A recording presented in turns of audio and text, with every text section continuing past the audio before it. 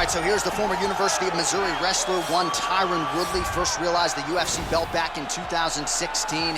And this is a guy who poses a lot of different threats for this UFC welterweight division. He's a problem. He's a guy that's very tough to prepare for because he has a great wrestling background, but he has this athleticism and this ability to put your lights out with that big right hand that you cannot even focus too much on stopping takedowns. Tairon Wudli is truly one of the best welterweights in the world and one of the best fighters the UFC has ever seen. Two-time NCAA Division I All-American back in 2003 and 2005, and he certainly carved out a nice niche in MMA. Tairon Wudli ready to add to his legacy here tonight.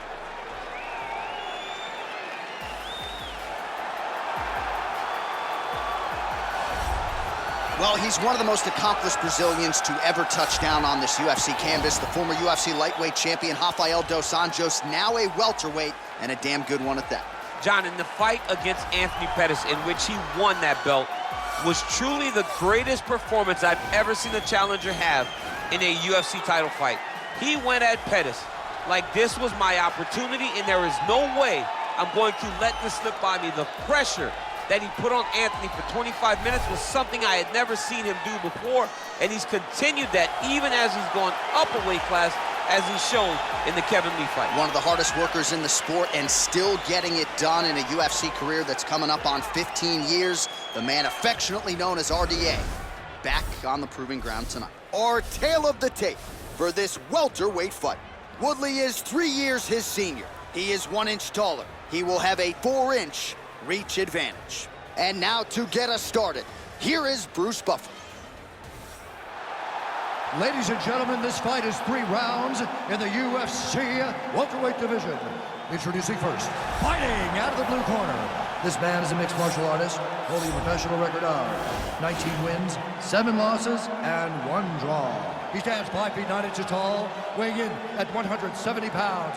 Fighting out of St. Louis, Missouri, USA, Tairon, the Chosen One, Wudli.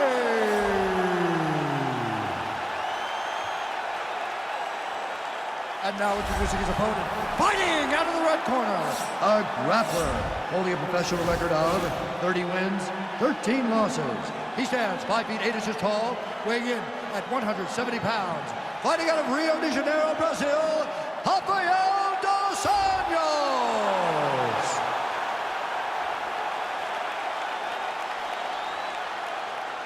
And when the action begins, our referee in charge, Dan Mergliata. Dan Mergliata, your referee. You ready? You ready?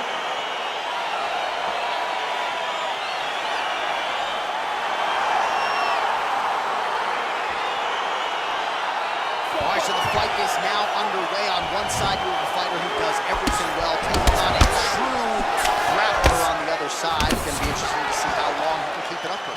I mean, Damian Maia may be the most specialist type of grappler in the UFC. This guy resembles him in a number of ways. Let's see how he manages this fight against a guy that can do just about everything inside the octagon. Oh, nice job to land the straight punch there. Must be nice to have that kind of reach advantage, DC. I know you can't necessarily relate. Oh, wow! He needs to start looking to finish now because he's got his opponent hurt very bad. Quick entry here. Nice single leg entry. Rotates ahead outside to a high crotch. Big slam takedown. That was beautiful. All right, so inside the open guard of his opponent. You got to be careful playing around for too long here on the ground with this guy. All right, so he postures up here and now figures to rain down some ground strikes. Yeah, the ground and pound will be aplenty from this position. Well, you see all the grappling repetitions here. Just beautiful movement, seamless transitions on the ground. Over and over, these guys are doing things that you see in every jiu-jitsu gym around the country.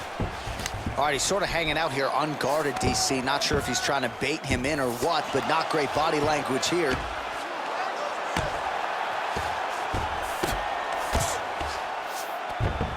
Well, anytime you are in a ground fighting situation with this fighter, you're potentially playing with fire. Man, this is some serious ground and pound. He's trying to put this dude's head like through the canvas. He's one of the better ground and pound fighters we have in the entire UFC, and you're seeing why. Oh, and he's able to land a strike there from the bottom. Nicely done by Dos Anjos. Well, you know he's comfortable fighting off his back.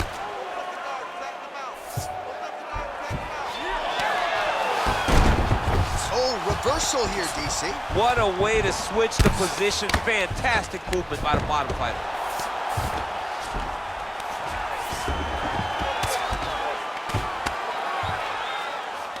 He jumps on a headlock. We call this in wrestling just a headlock. And if you're not careful, you can get stuck in an arm triangle. Watch triangle, watch triangle.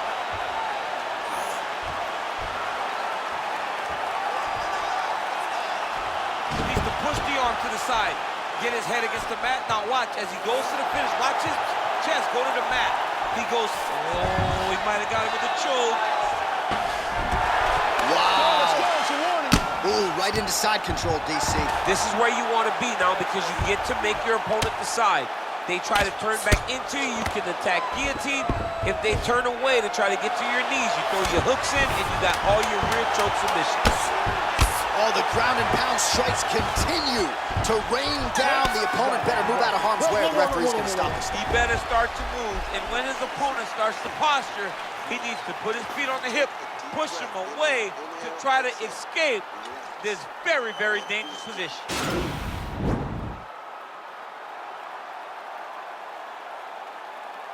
There he is. He's moving to the finishing position. Now watch, he goes parallel right next to his opponent. When it's time to finish, he has to go flat, chest to the mat. There it is. Chest to the mat. Pressure goes down. He'll start to take the air from his opponent. All right, so next round is underway after he came very close to submitting his opponent in that previous round. He came very, very close to getting that finish, but he wasn't able to get that little extra squeeze to get the finish. But it's okay. Continue to try and put yourself back in those positions to get the job done. Well, he has landed some good shots, DC, but really unable to string anything together in terms of solid combinations. It's because he's not committing to it fully. He throws his jab. He may float a right hand out there, but he's not really sitting down on the right hand. He really doesn't seem to have the intent on landing it. He's got to be confident that it's going to land. He's out! He got him! Oh, my goodness, what a fight. Just an absolutely gorgeous shot to spell the end for his opponent. Crowd is absolutely loving it. He gets the near-perfect land. I'm not even sure his opponent saw it coming, but just the way he drew it up here tonight, saw that little crack of an opening and barged right through it to get the knockout. Well, he's going to enjoy watching this one back. Let's take a look at the replay of the knockout just a moment ago. It was right hand after right hand after right hand. Finally, he found the one that hit the exact sweet spot that ended his opponent's night. Well, hard to perform much better than he did tonight. A huge knockout under the lights. They'll be talking about that one for some time. Ladies and gentlemen, referee Dan Murgliata is going to stop this contest at 1 minute, 8 seconds of round number 2. Declaring the winner by knockout, Tairon, the Chosen One, Woodley. Oh, well, there he is after a huge knockout win tonight. You going to the after party or what? I mean, I'm heading over there right now, John. I'm asking the producers, how soon can I get up? Because it's going to be a party over there.